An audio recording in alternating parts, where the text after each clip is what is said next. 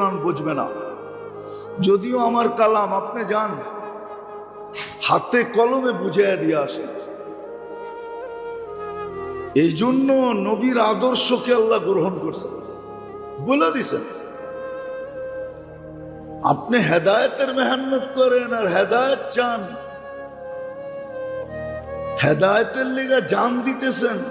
আপনি এখন পর্যন্ত শিখেনি নেই হেদায়েত আছে কোথায়।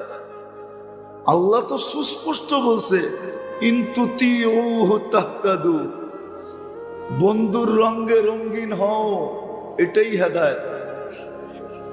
হেদায়েত তোমার বাড়িতে যাবে, তোমার হেদায়েত খুঁজতে হবে না, হেদায়েত তোমাকে খুঁজবে।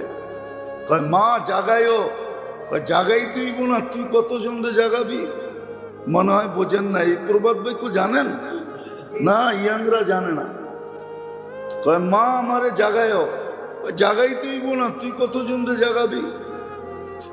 সত্য এটাই ছিল, হেদায়েত তালাশ করতে হবে না। আল্লাহ বলছে বন্ধুকে মানো, হেদায়েত দিয়ে দিবে। বন্ধুকে মানো মোহাব্বত দিয়ে, আমার মোহাব্বত দিয়ে দিবে। বন্ধুকে মানো, সব উঠায়া তোমা করে দিয়ে দিবে। কেননা তোমরা ছাড়া আমার আছে কে? 850 কোটি মানুষের ভিতরে 250 কোটি মানুষই তো আল্লাহ, মুসলমানই তো আল্লাহ, ঠিক না?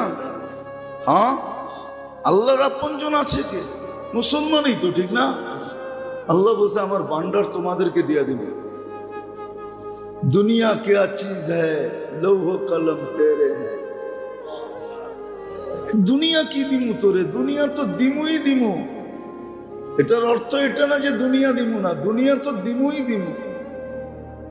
সমগ্র জগৎটাকে উঠায়া তোরে দিয়া দিবে, সব তোর অধীন করে দিব। তুই সমুদ্রের উপর দিয়ে হাইটা যেতে চাইলে হাঁটায়া পার করায় দিবে। হাজারো কাহিনী আছে সমুদ্রের উপর দিয়ে হাঁটতে হাঁটতে গেছে গাছ।